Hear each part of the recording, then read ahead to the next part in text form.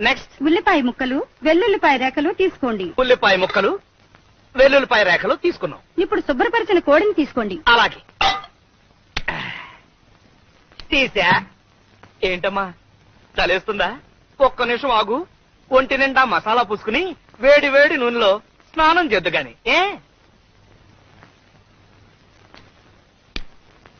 క్రమ పద్ధతిలో చేస్తే ఆరోగ్యం చక్కగా ఉంటుంది. అంతే కదా మరి. మంచి ఫుడ్ తింటే ఆరోగ్యంగానే ఉంటుంది. మొదటగా కాళ్ళని ఎడంగా చాపాలి.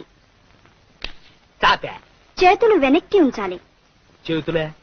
కోడికి చేతులు ఎక్కడుంటాయి? భాషా దోషం. రెక్కలై ఉంటాయి. వెనక్కి పంచ. తలని మెల్లగా అటూ ఇటూ తిప్పండి. తిప్పే. ఇప్పుడు కాస్త స్పీడ్ గా తిప్పండి. ఇప్పుడు కాళ్ళు దగ్గరగా పెట్టి ఊపిరి గట్టిగా పీల్చండి. చచ్చింది కదా. మన ఊపిరి అయి ఉంటుంది. మెల్లగా ఊపిరి వదలండి.